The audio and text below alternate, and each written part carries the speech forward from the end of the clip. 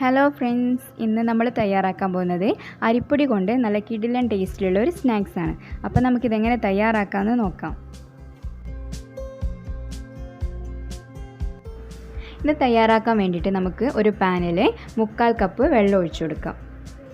വെള്ളം നന്നായി ചൂടായി വന്നു കഴിഞ്ഞാൽ അതിലേക്ക് നമുക്കൊരു ആവശ്യത്തിനനുസരിച്ചിട്ട് കുറച്ച് ഉപ്പ് ചേർത്ത് കൊടുക്കാം.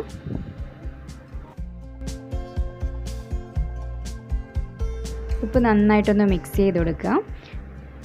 അപ്പോൾ വെള്ളം നന്നായിട്ടൊന്ന് തിളച്ച് വരുന്നുണ്ട്. അപ്പോൾ ഇതിലേക്ക് നമുക്കിനി 1 കപ്പ് അരിപ്പൊടി ചേർത്ത് കൊടുക്കാം. അരിപ്പൊടി ചേർത്തതിന് ശേഷം നമുക്ക് സ്പാറ്റുല വെച്ചിട്ട് നന്നായിട്ട് കൈ എടുക്കാതെ തന്നെ ഇളക്കിക്കൊണ്ടേയിരിക്കുക. നന്നായിട്ട് മിക്സ് ചെയ്ത് കഴിഞ്ഞ് കഴിഞ്ഞാൽ നമുക്കിത് ഫ്ലെയിം കുറച്ച് വെച്ചിട്ട് ഒരു ലോ ഫ്ലെയിമിലിട്ടിട്ട് ഒരു 2 മിനിറ്റ് ഇതുപോലെ കവർ ചെയ്തൊന്ന് കുക്ക് ചെയ്തെടുക്കാം. ഒരു 2 മിനിറ്റ് കഴിഞ്ഞതിന് ശേഷം നമുക്കിത് വീണ്ടും ഒന്ന് നന്നായിട്ട് സ്പാറ്റുല വെച്ചിട്ടൊന്ന് മിക്സ് ചെയ്ത് കൊടുക്കാം. നന്നായിട്ട് മിക്സ് ചെയ്ത് കഴിഞ്ഞ് കഴിഞ്ഞാൽ നമുക്ക് ആ ചൂടോടെ തന്നെ മറ്റൊരു ബൗളിലേക്ക് ഇത് മാറ്റിയിട്ട് കൊടുക്കാം. ഇനി നമുക്കിത് ഒരു ചെറിയ ചൂടോടെ തന്നെ കുറച്ചായിട്ടൊന്ന് നന്നായിട്ട് കുഴച്ചെടുക്കണം.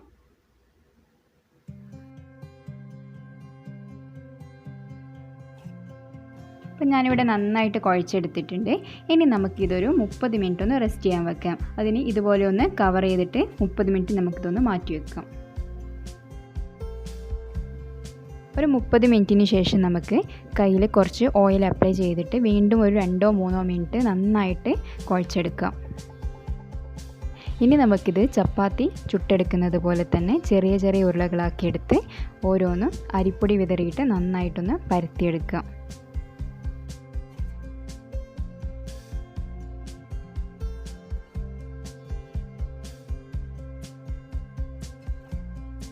നന്നായി പരത്തിയതിന് ശേഷം നമുക്ക് ഒരു പിസ്സ കട്ടറോ അല്ലെങ്കിൽ കത്തിയോ വെച്ചിട്ട് ഇതിൻ്റെ 4 സൈഡും ഇതുപോലെ ഒന്ന് കട്ട് ചെയ്തെടുക്കുക. അപ്പോൾ നമുക്ക് ബാക്കിയുള്ള കട്ടിങ്ങൊക്കെ നല്ല ഈസി ആയിട്ട് നല്ല പെർഫെക്റ്റ് ആയിട്ടും കട്ട് ചെയ്തെടുക്കാൻ കഴിയും. ഇനി നമുക്ക് ഇതുപോലെ ചെരിച്ചിട്ട് ഈ ഒരു ഷേപ്പിൽ കട്ട് ചെയ്തെടുക്കണം.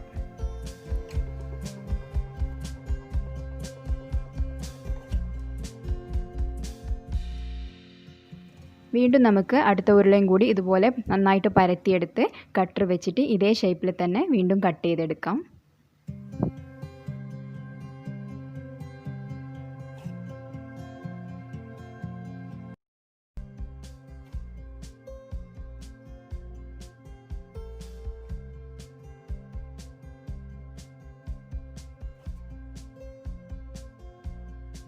അപ്പോൾ നമ്മുടെ മാവൊക്കെ നമ്മൾ നന്നായി കുഴച്ച് പരത്തിയെടുത്ത് ഇതുപോലെ കട്ട് ചെയ്ത് കിട്ടിയിട്ടുണ്ട്. ഇനി നമുക്കിതൊന്ന് ഓയിൽ ഫ്രൈ ചെയ്തെടുക്കണം. അതിന് വേണ്ടിയിട്ട് ഞാനിവിടെ പാൻ നന്നായി ചൂടായി കഴിഞ്ഞിട്ട് അതിലേക്ക് ഓയിൽ ഒഴിച്ചു കൊടുത്തിട്ടുണ്ട്. ഇനി എണ്ണ നന്നായിട്ട് ചൂടായി വരുന്ന സമയത്ത് നമുക്ക് ഈ ഒരു കട്ട് ചെയ്ത് വെച്ചിട്ടുള്ളതൊക്കെ ഇതിലേക്ക് ഇട്ട് കൊടുത്ത് നന്നായിട്ടൊന്ന് ഫ്രൈ ചെയ്തെടുക്കണം. കൂടുതൽ സമയം നമുക്കിത് ഫ്രൈ ചെയ്തെടുക്കേണ്ടതില്ല.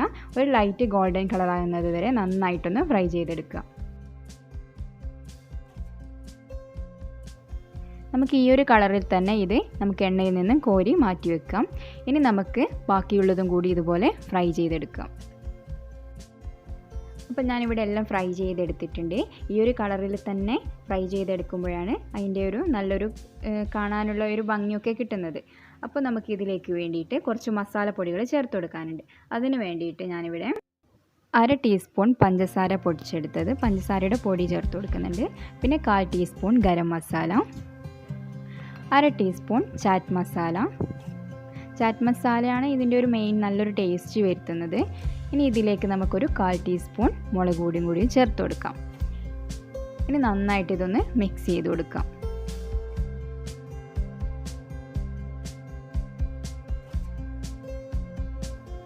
ഇനി നമ്മൾ നേരത്തെ ഫ്രൈ ചെയ്ത് വെച്ചിട്ടുള്ള ആ ചിപ്സിലേക്ക് കുറച്ച് ഉപ്പ് മാത്രം ചേർത്ത് കൊടുക്കുക. ബാക്കി നമ്മൾ മസാലപ്പൊടികൾ ചേർക്കുമ്പോൾ ആ ചാറ്റ് മസാലയൊക്കെ ഉപ്പിൻ്റെ അംശം ഉണ്ടാവും. അപ്പോൾ അതും കൂടി ചേർക്കുമ്പോൾ കറക്റ്റ് ആയിരിക്കും. അപ്പോൾ ഇതുപോലെ എല്ലാ പൊടികളും ഒന്ന് ചേർത്ത് കൊടുത്ത് നമുക്ക് നല്ലതുപോലെ ഒന്ന് മിക്സ് ചെയ്ത് കൊടുക്കണം. അപ്പോൾ നമ്മുടെ അരിപ്പൊടി കൊണ്ടുള്ള ചിപ്സ് ഇവിടെ റെഡി ആയിട്ടുണ്ട്. ഈസിയാണ്, ആർക്കും വീട്ടിൽ എളുപ്പത്തിൽ തയ്യാറാക്കാൻ പറ്റുന്ന ഒരു സ്നാക്സാണ്. അപ്പോൾ എല്ലാവരും ഇതൊന്ന് ട്രൈ ചെയ്ത് നോക്കണം. എന്നിട്ട് നിങ്ങളുടെ ഫീഡ്ബാക്ക് അറിയിക്കണം.